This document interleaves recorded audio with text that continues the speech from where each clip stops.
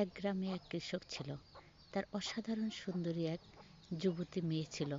মেয়েটি দেখতেও যেমন সুন্দর, লাজুক এবং ভদ্র। এই মেয়েটি একদিন হঠাৎ বমি করতে করতে বাড়িতে আসে। মায়ে তখন বলে, মা তোমার কি হয়েছে? কয়, মা আমার কেন বমি হচ্ছে, এইরকম বমি বমি ভাব, মাথা ব্যথা করে। তার কথা শোনা মাত্রই মা চমকে উঠল। এরকম কেমন কথা? যুবতী মেয়ে আমার মেয়েটা অনেক ভালো, তার এই অবস্থা হবে কেন? তার মা বুঝতে পারে তার মেয়ে গর্ভবতী। মা তখন বলে, মা তোমার গর্ভে সন্তান এসেছে, তুমি গর্ভবতী, তুমি বলো তোমার গর্ভে এটা কার সন্তান মা? তখন সে বলে, মা আমি অনেক সতী এবং ভালো মেয়ে, আমি কখনো কোনো পরপুরুষের সঙ্গে মিশিনি মা, আমি সত্যিই পবিত্র মেয়ে। তাহলে তোমার এ কাহিনী কেন হলো বলো?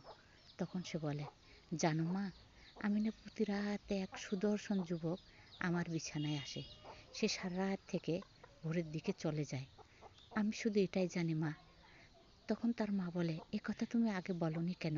কই মা, এটা কি বলার কথা? এটা তো বলার কথা নয়, এটা তো আমার একটা স্বপ্ন মাত্র। ও ঠিক আছে।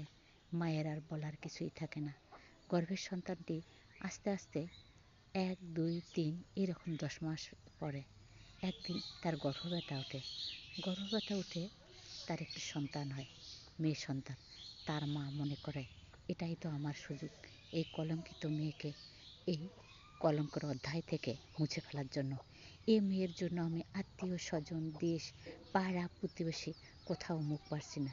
সন্তানটা জন্ম হয়, জন্মের সাথে সাথে যখন সবাই ঘর থেকে বের হয়ে যায়, মা সুযোগ মতন যে মেয়ের গলাটা চিপিয়ে ধরে তার শ্বাসরুদ্ধ করে রুহুটাকে দুনিয়া থেকে বের করে দেয়। ছোট্ট বাচ্চাটি চমকে ওঠে, দৌড়ে যেয়ে নানির হাত ধরে। নানি, তুমি কি করলা? তুমি আমার মাকে কেন শেষ করলা? নানি, তুমি কেন এই কাজটা করলা? এই নবজাতের মুখে কথা শুনে নাতনি থমকে দাঁড়ায়। কে তুমি? নানি, আমি জিনের বাচ্চা, আমি জিনের সন্তান। আসলে আমার মা সতী নয়, আমার মা সতী। আমার মা কোনো অবৈধ পুরুষের সন্তান নেয়নি।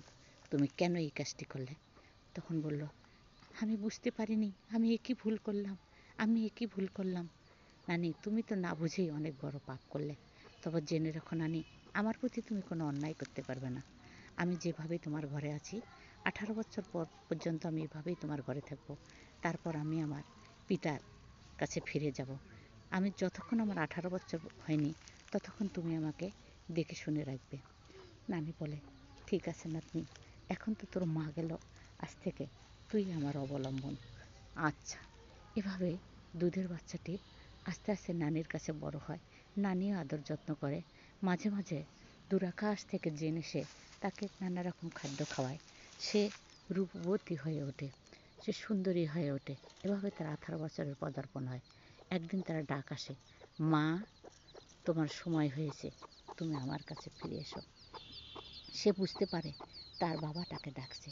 সে বলে, ঠিক আছে বাবা, আমি গভীর অরণ্যে আসছি, আপনি আপনার বাহক নিয়ে আসেন, আমি ওখানেই আছি এবং ওখান থেকেই তুমি আমাকে নিয়ে যাবে। ঠিক আছে মা, তুমি কাল এসো। ঠিক আছে। মেয়েটি জঙ্গলের মধ্যে যায়। তার বাবা, জিন বাবা আসে, এসে তাকে বোরাকের মতন একটা যানবাহন করে, অর্থাৎ ঘোড়ার মতন একটা উপর বহন করে তাকে নিয়ে চলে যায়। সে জিন রাজ্যে যায়, যে তার মনের সমস্ত দুঃখের কথা বলে এবং বলে, আমি প্রতিশোধ নেব আমার মায়ের অত্যাচারের, নিপীড়নের এবং হত্যাকারীর। তখন তার বাবা বলে, সে তো তোমার নানি হয় মা, সে তো তোমার আত্মীয় স্বজন হয়।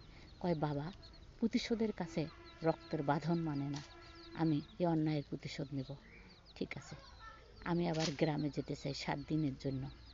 জিনেরা বলে, ঠিক আছে, তুমি আবার মানুষ রূপ নিয়ে গ্রামে যাও। সে গ্রামে যায়, নানির সঙ্গে দেখা করে।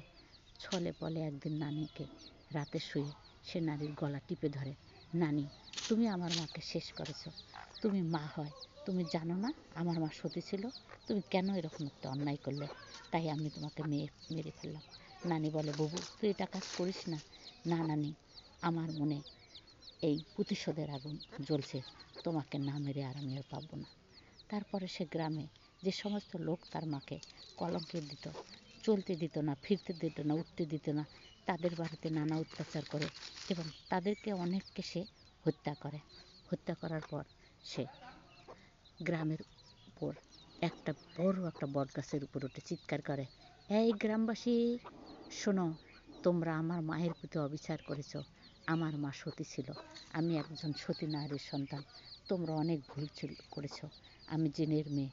তাই আমার মা যে সতী ছিল সেটা প্রমাণ করে আজ আমি আমার আবার জিন রাজ্যে ফিরে যাচ্ছি। তোমরা আমার মা যে মারা গেছে এই মাকে আর কোনোদিন কলঙ্কিত বলতে পারবে না, অবৈধ সন্তান আমাকে বলতে পারবে না। আমার মা যেন মৃত্যুর পর তার এই অপবাদটি মুছে যায়, সবাই যেন বলে আমি সতী মায়ের সতী সন্তান। এই কথা বলে সে অনেক কান্না করে তার মায়ের জন্য, নানির জন্য, এবং গ্রামবাসীর সবাইকে বলে আলবিদায়, হয়তো আর কখনো ফিরে আসবো না এই মানবের মাঝে। মানব আসলে অনেক বড় হিংস্র। এদের মাঝে যেমন স্নেহ মায়া মমতা আছে, তেমনি তেমনি বড় হিংসাত্মক রূপও আছে। আমি আমার বাবার কাছে ফিরে গেলাম, এই বলে সে তার বাবার কাছে ফিরে যায় এবং ফিরে যায় সে সেখানেই বসবাস করে। আমার এই গল্পটি অবাস্তব এবং অকল্পনীয়। গল্পটি যদি ভালো লাগে তাহলে লাইক, কমেন্ট এবং শেয়ার করবেন। আবার দেখা হবে নতুন একটি গল্প নিয়ে।